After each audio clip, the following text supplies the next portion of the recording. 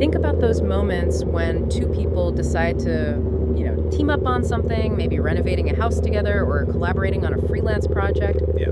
That initial understanding, that shared goal, is kind of the foundational agreement we're unpacking today. Welcome to the deep dive. And building on a request from one of you, actually putting a legal lens on those collaborations, specifically diving into the Indian Partnership Act of 1932. Right. Consider this your shortcut, sort of, to understanding the core principles that govern business partnerships under Indian law. Our mission today is pretty straightforward. We want to extract the most critical aspects of partnership as defined by this act. We really want you to walk away with a clear picture of what constitutes a partnership legally and, crucially, the web of relationships it creates. And to get there, we've analyzed the Act itself, the Indian Partnership Act 1932, and also supporting materials to shed light on some of the nuances. Okay, so let's jump right in. According to Indian law, what fundamentally is a partnership? Well, Section 4 of the Act gives us the core definition. It says, partnership is the relation between persons who have agreed to share the profits of a business carried on by all or any of them acting for. Okay. Now, within that single sentence are actually 5 essential elements, and they all must be present for a legal partnership to exist. 5 elements. Okay. What are they? Let's break them down. First, there needs to be an association of 2 or more persons. And it's important here that the law recognizes only persons. Right. So a firm itself, an entity, can't be a partner. Interestingly, while a minor can't be a full partner, they can, with the consent of all the existing partners, be brought in to share just in the benefits of the partnership. Okay, so bare minimum, 2 legally recognized individuals to even start the conversation. What's element number 2? The second key element is agreement. This really emphasizes that a partnership is voluntary. It's based on a contract. Not something forced. Exactly, it's a mutual choice. And this agreement, it can be expressed, meaning clearly stated, either spoken or written down. But crucially, it can also be implied. Just by how individuals act consistently over time, showing that shared understanding of their collaboration. Ah, that makes sense. Like maybe 2 friends who consistently pool resources and share earnings from some joint venture, even if they never signed anything, their actions could point to an agreement. Precisely. Their actions could imply it. So the third essential element is business. Business. Yeah, the Act defines business pretty broadly. It includes any trade, occupation, or profession. But critically, the underlying motive for this business must be to make a profit, the acquisition of gains. Okay. So if the main aim isn't actually to conduct a business and share its profits, well, it doesn't fit the legal definition of a partnership under this Act. Right. So like a purely nonprofit initiative wouldn't count under the specific legal framework. Okay. Element number 4. Fourth is the agreement to share profits. This is absolutely foundational. You can't really have a partnership if only one person gets all the financial gains. Makes sense. The individuals involved have to have some agreement on how they'll divide up the profits. Yeah. And they can decide that in, well, any manner they choose. Seems logical. Everyone involved needs some skin in the game, financially speaking. Okay, and the 5th and final element. The last crucial one is that the business is carried on by all or any of them acting for all. This is the principle of mutual agency. And it's really considered the cornerstone of partnership law. Each partner essentially acts in 2 capacities. They're a principal, so they're bound by what others do. Uh-huh. And they're also an agent, capable of binding the other partners through their own actions, as long as it's within the scope of the business. Wow. This also means, disagreements or even just misjudgment by one partner can have pretty significant legal and financial consequences for everyone. Right. That really underscores the need for clear communication and being on the same page. Absolutely. It sounds like a significant level of interconnected responsibility. It really is. The source gives a clear example. Say A, B, and C are partners in ABC Associates. If partner A makes purchases for the business, Okay. the supplier can legally demand payment not just from A, but also from B and C, because all partners share liability for actions taken within the business. Okay, so there's that shared responsibility for the business dealings of each partner. Yeah. That's a really crucial point to understand.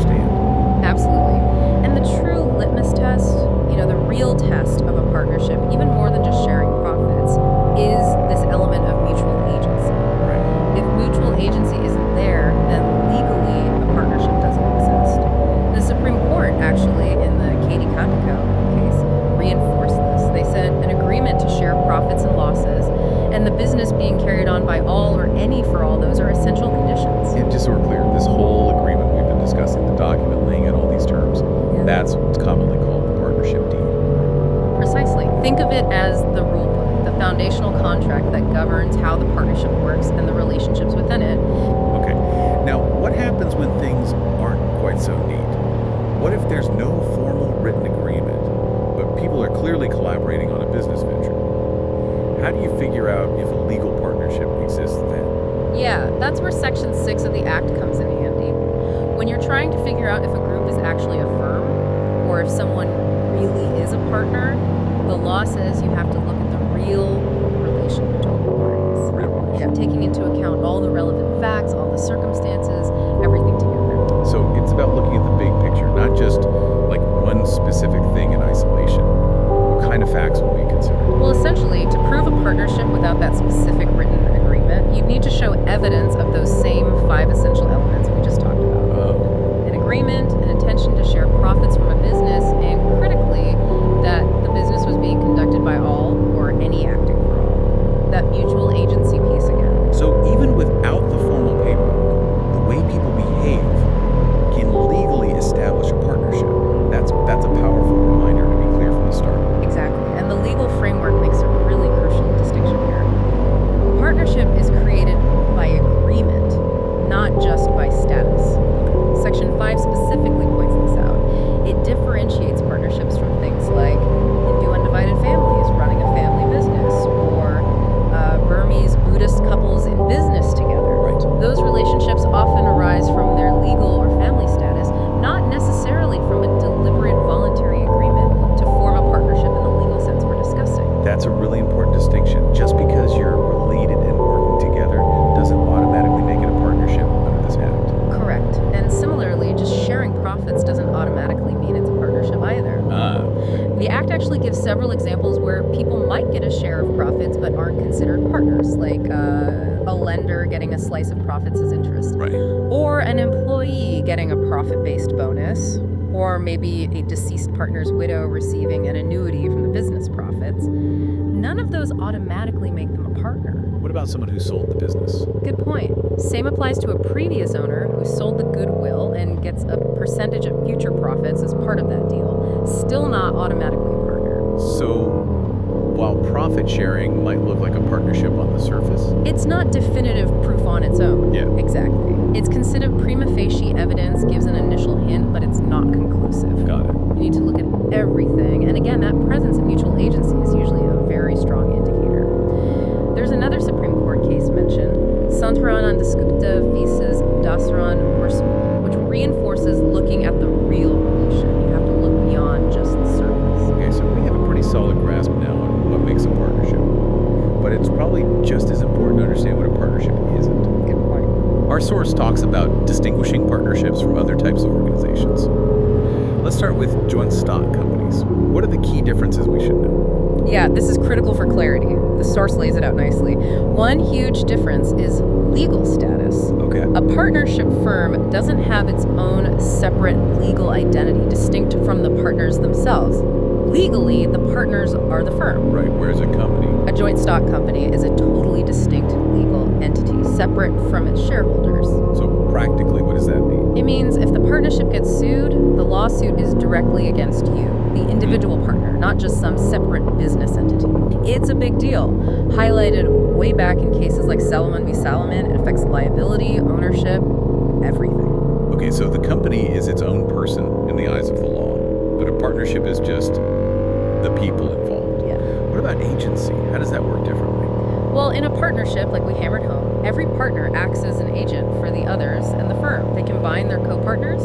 In a company, though, a member or a shareholder generally doesn't act as an agent for the others or the company.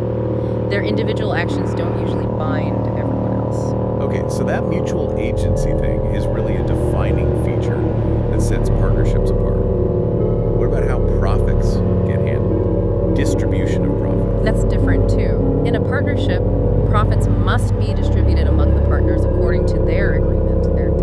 Right. Companies, though, aren't legally forced to distribute all their profits. They might declare dividends, but that's a decision for the company's management. And we touched on it, but liability, that's a massive difference, isn't it? Absolutely massive. In a typical partnership, the partner's liability is unlimited. Unlimited meaning. Meaning if the firm's assets aren't enough to cover its debts, creditors can go after the personal assets of the partners, their house,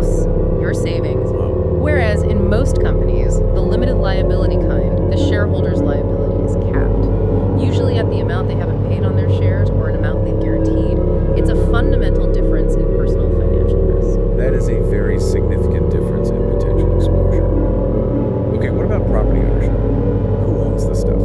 The property held by a partnership is considered the joint property of all the partners together. It's their joint estate. Not the firm's property. Nope, because the firm isn't a separate entity. In a company, though, the property is owned by the company itself, separate from its members. Shareholders only get a piece back through dividends or if the company winds up. Okay. And how easy is it to get in or out? Like transferring shares or partnership interests? Much harder in a partnership. A partner generally can't just transfer their share or interest without getting consent from all the other partners. Unanimous consent. Right, it's very personal. Exactly. It's a close relationship. In a company, especially public ones, shareholders can usually transfer their shares much more freely, just following the company's rules, the articles of association. Makes sense. Given that close-knit nature of partnerships, what about setting them up and dissolving them? Formation and winding up? Partnerships don't need formal registration under a specific act just to exist, although registration has benefits we might touch on. Okay. A company, however, must be registered under the Companies Act to be legally formed. Big difference there. And ending? Dissolving a partnership can be relatively simple, often just by agreement among the partners. Winding up a company is way more complex, a formal legal process, usually overseen by the National Company Law Tribunal or the registrar. Got it. And finally, the number of members and how long they last, duration of existence. Right. The Companies Act, as our source notes, currently limits partners to a maximum of 50. Okay. Companies have their own minimums and maximums. And duration. A partnership can just dissolve if a partner dies, retires, or goes insolvent unless the deed specifically says otherwise. A company, though, has perpetual succession, Perpetual succession. meaning its existence isn't automatically ended just because shareholders change. It can keep going. Okay, that gives a really clear comparison between partnerships and joint stock companies. Now, the source also differentiates partnerships from clubs. What are the key things there? The fundamental difference is the definition and objective. Why do they exist? Right. A partnership is set up primarily to earn profits from a business. A club, however, is usually formed not for profit, but for some beneficial purpose for its members' recreation, social stuff, advancing some interest. That profit motive is the crucial dividing line. So the core intention is different. What about the relationship between the people? In a partnership, they're partners, and like we said, each is an agent for the others. In a club, they're members, and generally one member doesn't act as an agent for the other member. Okay. And their stake in the assets, the interest in property. Partners have a direct interest in the partnership's property. Club members. Typically, they don't have any individual ownership interest in the club's property. It belongs to the association itself. And lastly, how do changes in who's involved affect things? The dissolution aspect.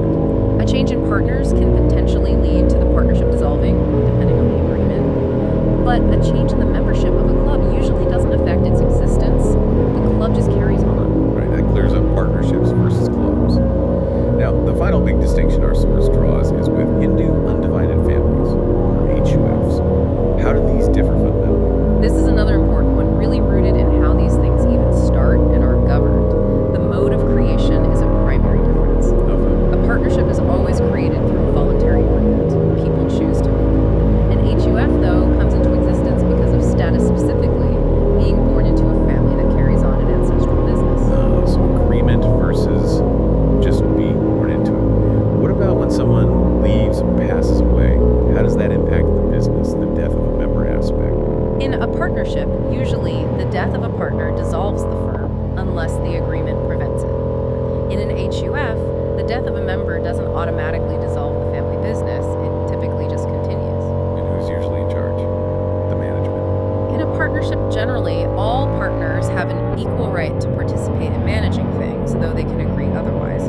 In an HUF, the management authority usually rests with the carter, The Carta, who is typically the senior-most member of the family, so it's often more centralized control compared to a partnership. okay. And the ability to bind the entity, the authority to bind. In a partnership, every partner, acting within their authority, can bind the whole firm. In an HUF, it's usually the carter or manager who has the authority to make contracts for the family business and bind the other members. And back to that critical point, liability.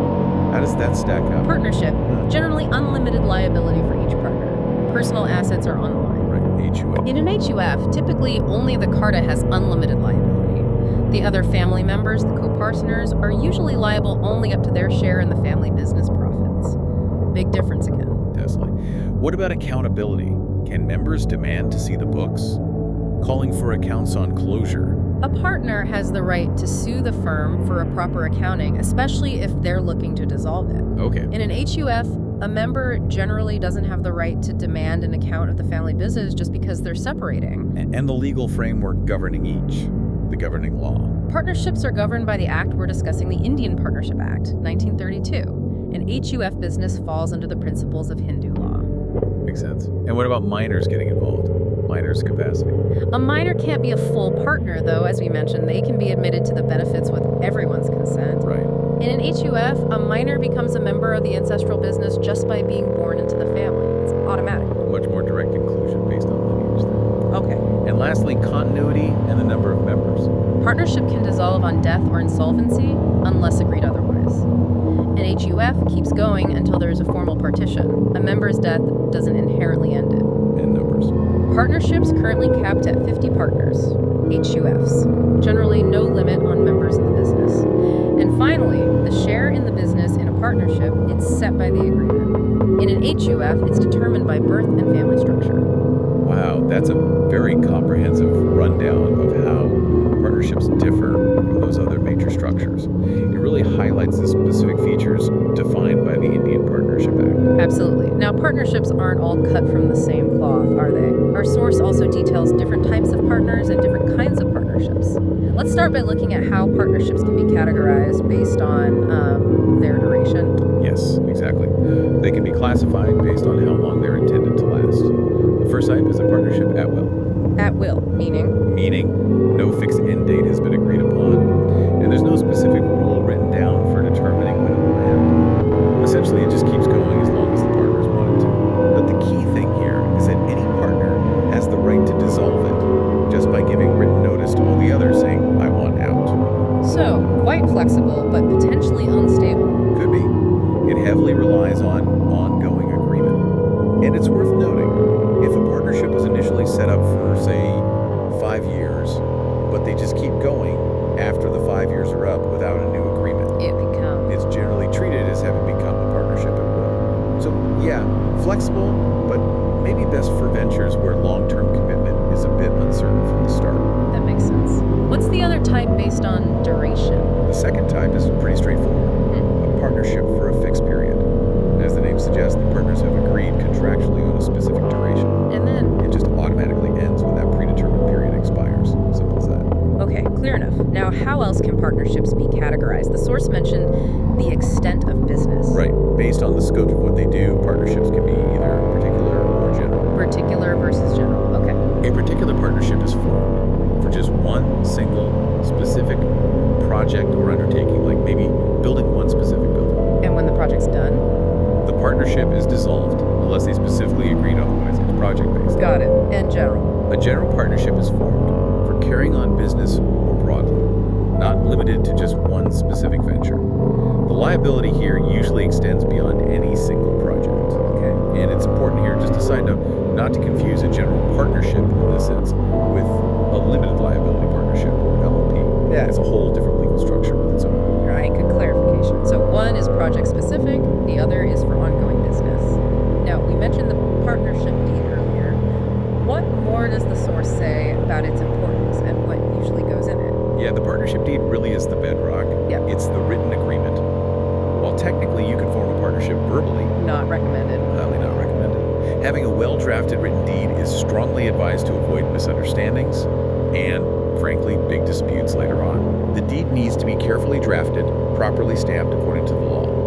And if the partnership deals with any immovable property, like land or buildings, the deed must also be registered under the Registration Act. Okay. And what kind of things are typically spelled out in a partnership deed? What clauses are common? Our source lists several key areas, things like the agreed ratio for sharing profits and losses.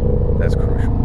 The amount of capital each partner is putting in, what specific duties and responsibilities each partner has, details about any salaries or commissions paid to partners, Okay. and, importantly, procedures and conditions for kicking a partner out, expulsion if there's serious misconduct or fraud. That seems important to define up front.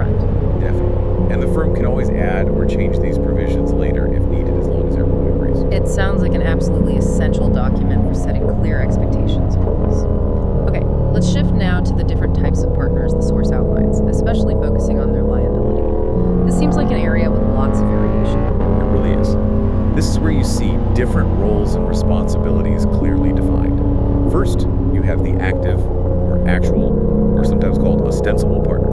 The actual ostensible. Got it. This is the partner who's actively involved, participating in the day-to-day running of the business, hands-on. Okay. And a really important point for them. If an active partner decides to retire, they must give public notice. Why is that so critical? Because if they don't give that public notice, they could still be held liable for the actions of the remaining partners even after they've technically left the firm. The public needs to know they're out. Wow, okay. So public announcement is key for them to limit future risk. What's the next type? Next is the sleeping or dormant partner. Now, this partner does share in the profits and losses, and they are liable to third parties for the firm's debts, just like an active partner. Right. But they don't actively participate in the daily management. They're more like a silent investor in terms of operations. And retirement for them. Unlike the active partner, a sleeping partner generally is not required to give public notice when they retire. Yeah. That's an interesting contrast. Same underlying liability, but they can exit more quietly. Okay, what about someone who mainly just lends their name? That would be a nominal partner. This person allows their name to be used by the firm, often maybe for reputation or goodwill. But they aren't really involved. Exactly. They usually don't contribute capital, don't share profits, don't manage things. But despite this lack of real involvement, a nominal partner is held liable to third parties for all the acts and debts of the firm. So they take on all the risk, potentially, without the reward. Why would someone do that? Well, sometimes it's strategic, leveraging a name or connections. But you're right, it carries significant personal financial risk. It's not just theoretical either. Cases do come up where businesses use someone's name, creating risk for everyone involved, including creditors who might be misled. Yikes. Okay. What other types? Then there's a partner in profits only. This is someone entitled only to share in the profits. They aren't liable for any losses the firm makes, at least not internally between partners. Okay, only profits, no losses. What about third parties? Here's the twist. They're still liable to third parties for all the acts of the firm. So again, liability and profit loss sharing are perfectly aligned there. Another case of asymmetric risk and reward. Interesting. What about new people joining an existing firm? That's an incoming partner. Someone new can only be admitted into an existing firm if all the current partners agree. Unanimous consent again. Right. And the crucial point for them, an incoming partner is generally not liable for any debts or obligations the firm had before they joined. Okay. Their liability starts from the date they become a partner onwards. That seems fair. You shouldn't be on the hook for stuff that happened before you're in there. What about when a partner leaves? That's an outgoing or retiring partner. And as we mentioned with active partners, a retiring partner stays liable to third parties for everything the firm did before their retirement, Unless. until proper public notice of their retirement is given. That notice tells the world, especially creditors, I'm no longer part of this firm. Don't hold me responsible for what happens next. So that public notice is critical again for cutting off future liability. Okay, and the last type the source describes sounds fascinating. Partner by holding out, also known as partner by estoppel. What on earth is that? Yeah, this is a really important legal concept. Basically, if a person acts like they're a partner, or knowingly lets others represent them as a partner, Even if they are actually one. even if they aren't, and then some third party gives credit to the firm because they believe that representation, well, that person can be held liable as if they were a partner. Okay, hold on. Give us an example. That sounds complex. Imagine X and Y are actual partners. Yeah. X introduces their manager, A, to a potential supplier. ZX says, meet A, our new partner. A is standing right there, hears this, but says nothing. Doesn't correct X. Okay. A stays silent. Right. Now Z, believing A is a partner, based on what X said and A's silence, supplies goods on credit to the firm. If the firm doesn't pay, Z can sue. Z can sue not only the real partners, X and Y, but also A. Even though A isn't technically a partner, their silence allowed Z to reasonably believe they were, and Z acted on that belief by giving credit. Wow. So silence really can be seen as consent in that situation. That's powerful. Exactly. And the Act clarifies, you don't even need to prove A intended to defraud anyone. The liability just comes from allowing the misrepresentation and someone else acting on it in good faith. Okay. And this holding out principle also applies to former partners who retire but don't give proper public notice. If their name is still used. Precisely. If their name is still on the letterhead, for example, and and a supplier gives credit thinking they're still involved, that retired partner can be held liable. The source gives an example like that with someone named S retiring without notice. So the key conditions are: 1, the person represents themselves or knowingly allows the representation when they're not a partner, and 2, someone else gives credit based on believing that representation. That's a powerful lesson in making sure partnership changes are communicated very clearly. Absolutely. So, to kind of wrap up this deep dive into the fundamentals of partnership under the Indian Partnership Act. We've certainly covered a lot of ground, haven't we? We started by breaking down that core definition in Section 4, pulling out the 5 key elements: the association of persons, the agreement, the business for profit, sharing those profits, and that vital principle of mutual agency, the business being carried on by all or any acting for all. That really seems to be the linchpin. It really is. We then looked at how you determine if a partnership exists, even without a formal written deed, focusing on the real relation, and again, how mutual agency is a key test. We also spent time highlighting the crucial differences between partnerships and other structures like companies, clubs, and HUFs, showing what makes partnerships unique legally and operationally. And finally, we navigated through the different types of partnerships at will, fixed period, particular general, and the various kinds of partners based on their involvement and liability: active, sleeping, nominal, incoming, outgoing, and that really significant concept of partner by holding out or estoppel. Plus, we touched on the importance of that partnership deed. So, thinking about all this, for anyone listening who's maybe in a partnership now or thinking about starting one, what would be the single most important piece of advice based on our discussion today? Oh, without a doubt, it has to be. Prioritize clarity.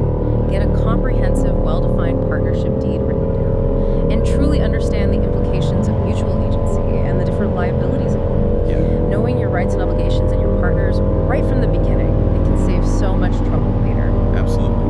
And on that note, maybe a final question for you, the listener.